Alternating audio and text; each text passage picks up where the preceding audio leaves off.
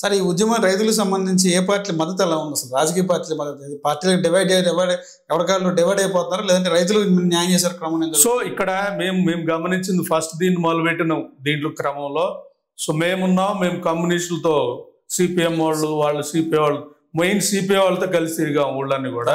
CPM వాళ్ళు విజయవాడలో మేము కనుక్కున్న పరిస్థితి. ఆ తర్వాత కాంగ్రెస్ వాళ్ళని కూడా పిలిచాం.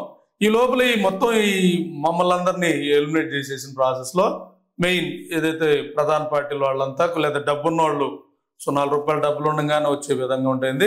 ఎనివే ఇక్కడ పార్టీల వారీగా కన్నా కూడా అక్కడ రైతులందరూ కూడా ఒక సందిగ్ధంలో ఉన్నారు. ఒక ప్రస్తుతానికైతే అందరు కలిసే ఉన్నారు. బట్ వీళ్ళని ఎలా ఈ పార్టీలు మాయ చేస్తాయి అన్న దాని మీదనే సో మేము ఎప్పటికప్పుడు వాచ్ చేస్తూ ఉన్నాం. ఏదన్నా తేడా వచ్చే విధానం ఉన్నప్పుడు ఎప్పుడు కూడా ప్రజెన్స్ ఎక్కడ ఉంటుంది అనేది చెప్పదలుచుకున్నాం. సార్, ఇప్పుడు రైతుల కంటిలోనే అభివృద్ధి కనబడుతుందా, కన్నీరు కనబడుతుంది?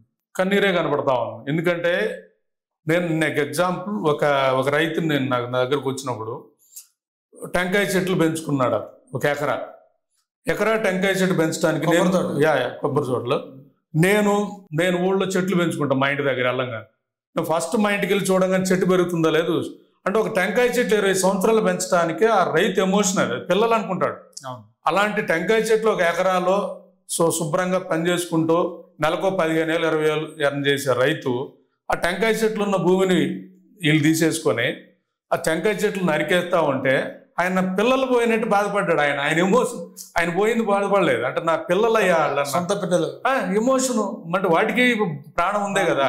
నాకు అక్కడ కనెక్ట్ అయ్యాను. బుద్ధిస్ట్గా ఒక చెట్టును చంపాలన్నా కూడా మేము ఏమంటామంటే దానికి ప్రాణం ఉందన్న కోణంలో ఉంటాం కాబట్టి సో ఇది వాళ్ళ ఎమోషన్. అంటే వాళ్ళ జీవితం పోతుందన్న మనోవ్యాధి నాకు కనపడింది. ఆడ మామిడి తోటలు వేసారు. మామిడి తోట అంత పెంచడానికి ఎంత కష్టపడి ఉంటాడు. ఇంకొక అతను ఇలాగే సో ఈ మామిడి తోట పెంచడానికి నేను ఎంత కష్టపడ్డాను రా, ఈ మామిడి తోటలు కొట్టేస్తున్నారు ఈ రోజు అని.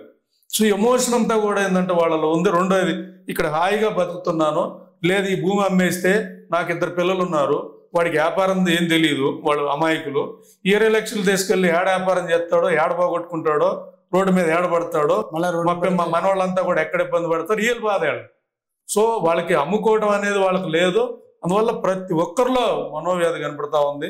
మొన్న ఒక కుర్రోడు, నేను అక్కడికి వెళ్తే కుర్రోడు నాకు వచ్చి నా దగ్గర దొరుకుతా, నాకు కూల్ డ్రింక్ ఇచ్చి నన్ను గట్టిగా దగ్గర పట్టుకుంటే వాడికి భయం కనపడతా ఉంది. అంటే ఇక్కడ ఇవన్నీ తీసేసి ఇవన్నీ వెళ్ళిపోతే మాకు ఉపాధి ఉంటుందా, లేదా మమ్మల్ని వెళ్ళగొడతారా, మా భవిష్యత్తు మమ్మల్ని వెళ్ళగొడతారా, లేదని పక్క ఏదన్నా దాంతో. రెండోది, ఒక పెద్ద మాఫియాతో మనం అంటే వాళ్ళ ఉద్దేశంలో పెద్ద 2 పార్టీలు గెలిచాయంటే భయమే కదా, వాళ్ళు ఏం చేయలేని వాళ్ళు కదా. ఇవన్నీ నేను చూసినాను కాబట్టి సో ఇవన్నీ రాష్ట్రం కూడా చూసింది కాబట్టి సో మీలాంటి వాళ్ళందరూ కూడా మిమ్మల్ని చెల్లించింది. అందరూ మీలాంటి వాళ్ళందరూ కూడా ఫస్ట్లో మీడియా సపోర్ట్ లేదు. మీరు విజయవాడ మీ రౌండ్ టేబుల్ పెడితే మీడియా లేదు, మీరు వచ్చారు. అలాగే రెండోది వచ్చాకి మేము ఆ రోజు హైవే దిగ్బంధన చేసినా కూడా న్యూస్ లో ఒక మినిట్ న్యూస్ కూడా వేయలేదు. తర్వాత మీడియా మేమంతా గట్టిగా మాట్లాడిందంతో ఇప్పుడు మీడియా వచ్చిన పరిస్థితి. కానీ 2 పార్టీలు మీడియాని మేనేజ్ చేసిన పరిస్థితి. ఈ రోజు అనివార్యంగా స్పందించాల్సిన పరిస్థితి, బట్ ఇంకా స్పందించలేదంటున్నా నేను. రోజు టీవీ డిబేట్లో 2 పార్టీలు టీవీ డిబేట్లు చూస్తే మీరు పెట్టే చర్చలు ఏం పెడుతున్నారు, పర్యాటక భూమి ఎందుకు తీసుకోవాలి, తీసుకోకూడదు, అభివృద్ధి ఏంటి, అభివృద్ధికి ఎదురేకి అనేది మాట్లాడేయచ్చు కదా. ఇవేమి మాట్లాడలేదంటే దానికి చర్చ రానికూడదు, దానికి ఆ మీడియా ఈ మీడియా కూడా కలిసి పనిచేయాలన్న ఉద్దేశంతో వాళ్ళు వెళ్తున్న విధానం కాబట్టి సో ఇప్పటికైనా రాష్ట్ర ప్రజలకి తెలిసినందుకు సంతోషిస్తున్నాం. సరే, ఈ ఉద్యమంలో ప్రజల బాధలు కానీ మీకు వాళ్ళ బాధలకు సంబంధించి మీకు ఏదన్నా బాధ కలిగిన అంశం కనపడింది? సో ఇక్కడ నేను ఈ ఉద్యమంలో నేను అక్కడ వెళ్ళినప్పుడు నాకు బాగా మనసు కత్తుకున్న అంశం, ఒక రైతు ఇదే చెప్పిన వ్యక్తి, నా టెంకాయ చెట్లు ఏవైతే ఉన్నాయో మా కొబ్బరి చెట్లు, ఈ కొబ్బరి చెట్లు నరుగుతాడంటేనే నాకు బాధ ఉందని కళ్ళ నీళ్ళు కనపడ్డాయి. నాకు అది ఎమోషన్గా ఓ రైతు బిడ్డగా నేను కూడా సో ఒక నిద్రలేసి మా ఒరేసిన లేదా ఏదన్నా శనగేసిన లేదా వేరుశనగేసిన పొద్దునెళ్ళి మొగం పొలం పెట్టుకొని ఆ పొలం చూసుకుంటా ఉంటాం.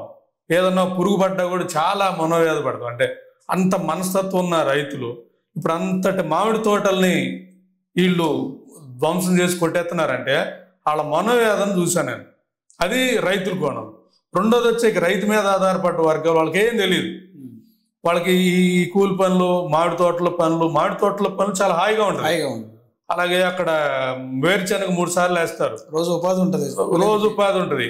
సో ఇది తప్ప వాళ్ళకి ఏం తెలియదేమో, బయటకు వెళ్ళాలేమో, పట్టణాల్లో బతకాలేమో. ముఖ్యంగా వాళ్ళ బాధ నాకు కనపడింది, పట్టణాల్లో బతకాలన్న భయం కనపడింది వాళ్ళు. అంటే అక్కడ మనం అంటే అంత ముందు వాళ్ళు చెప్పుంటారు కాబట్టి ఇవన్నీ కూడా మనం గమనించాం కాబట్టి ఇంతలా మనం దాని మీద ఫోకస్ చేసి దాని మీద మనస్ఫూర్తిగా పనిచేయడానికి రేజు.